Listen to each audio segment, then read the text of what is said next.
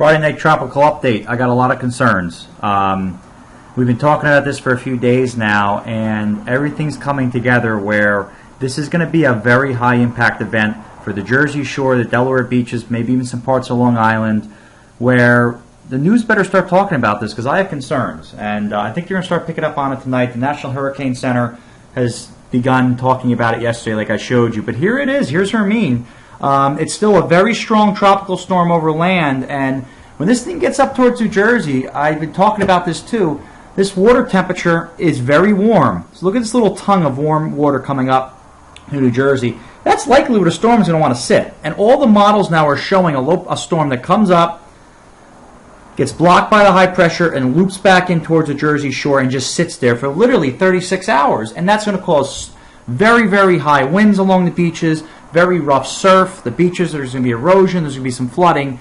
And if anybody lives anywhere near the Jersey Shore, I would start taking precautions. I really would, because I'm getting concerned. Let's take a look at model projections just as an update. This is the latest North American model. It just came in, and it echoes what every model showed today. Brings the storm up the coast. This is actually a projection of the radar. And you can see by the time we get to Saturday night, rain starts to work its way in. The storm looks like it's pulling away, but watch this. Watch the loop back. See that right there? So by the time we get from Sunday morning and Sunday afternoon, this storm, because of the high pressure up here, is going to try to back in. And as this backs in, it's going to bring all the wind with it. And if I show you the wind field here, now this is not wind gusts. This is just sustained winds. Notice this area here is 40 to 50 knot sustained winds. And that should make it to the beach. It's not going to make it inland, but it should make it to the beaches. And watch this. It's going to be sitting there from, say, late Sunday night. And this isn't, the winds really aren't going to really pull away until 12 hours later. So I'm fearing a 12-hour period here, very high winds and surf, very high rain. Further inland, like I said, it's just going to be a rain issue, but the rain's going to cut off. Here's the map I put out. Morris County, western Morris County, you might not see much at all. I really think there's going to be a sharp cutoff because the way these storms form, it's real intense precipitation. Then really, once you get outside of the band of convection, it's going to cut off. So, but this red zone, I had this. I don't want to change it because I think it's still pretty accurate. That is the concern. Everybody should be on alert. This is going to be a news-making event. Yes, it could still trend a little bit more east, but every model, I'll show you, the European model has a low. Oh, let me show you like this.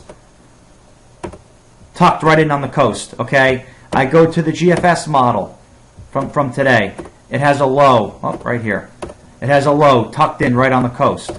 I go to the Japanese model, okay? It has a low tucked in right on the coast. So they're all trying to hit that low pressure right where that warmer than normal water is. And I think this could even intensify more than shown. So be on alert. A storm is on the way. Coastal New Jersey, coastal Delaware, Long Island. I have a lot of concerns right now. Inland, expect, I would say, 2 to 4 inches of rain within 30 miles of the coast. 40 miles in, maybe 1 to 3 inches. And then after that, maybe close to an inch, if any rain at all. So a lot to talk about. Next update tomorrow morning. Thanks for checking in.